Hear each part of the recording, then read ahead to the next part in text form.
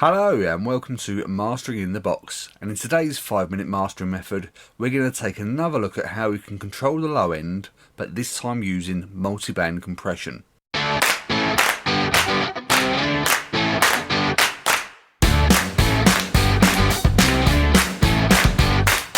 Hello and welcome to Mastering in the Box. I'm your host Smudge, and in today's video we're going to take another look at how we can control the low end of our masters. But this time we're going to take a look at how we can do it using multiband compression.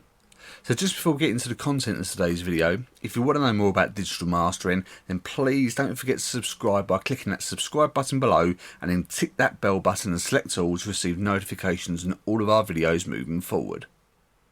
So let's just as a brief recap, in our last video we took a look at how we could use the splitter function inside of Studio One to set up a mid-side functionality, and then we used the stock compressor on the mid frequencies only and then set up the internal sidechain filter to really focus that compression on that low end, and it sounds like this. Let's take a listen.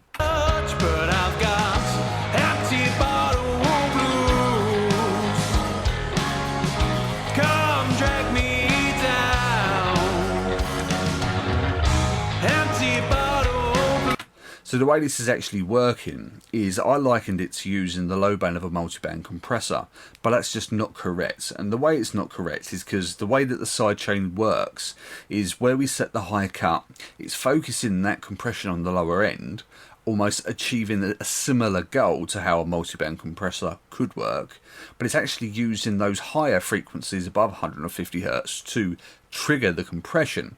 So it's not applying an even amount of compression all the way across those low frequencies, because it's going to be triggered by those higher frequencies.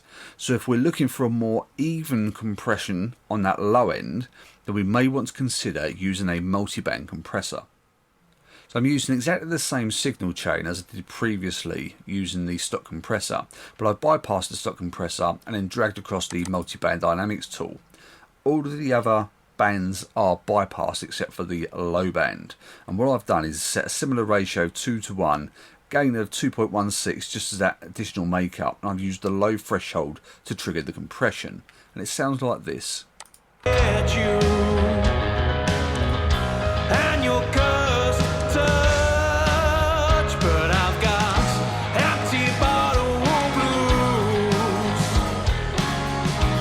Now the way this is working is it's working in a much more even manner. So the way we've set the frequency band here is it's going to apply an even amount of compression between 0 and 150 Hz, because that's effectively the frequency we've set here.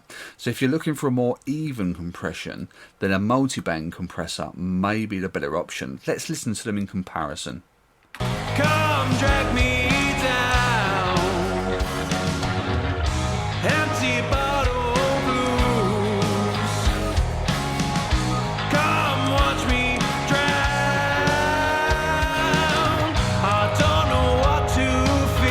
So whilst they both aim to achieve a similar goal, if we're looking for a much more even sound, then it may be more beneficial to look at the multiband dynamics to achieve the goal rather than using the sidechain compressor. For those of you who don't use Studio One, there are other tools in the market you can use to achieve a similar sound. In this particular instance I'm using the Lindell 354E multiband compressor from Plug-in Alliance. Low band is active only, so the mid and high are bypassed.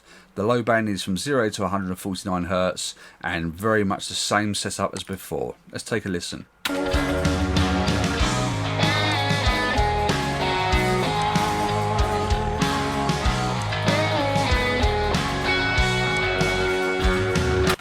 So if you're looking to control that low end, and say if it's just sounding a bit flubby and you want to rein it in, give it some tightness, then check out using mid-side compression using a multiband compressor, because this can give you a real nice even sound.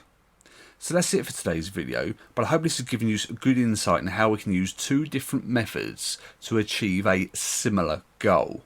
They both have audible differences, and if you're looking for a more even sound and maybe a more natural sound, then I'd probably recommend the multiband dynamics, because to my ear it sounds more even and natural. But if you're looking for something a little bit more aggressive and a little bit more in your face, then certainly check out using the broadband compressor with the sidechain function, as it can give you some great creative results. All that's left for me to say is I hope you keep safe and well, and I'll see you in the next video real soon.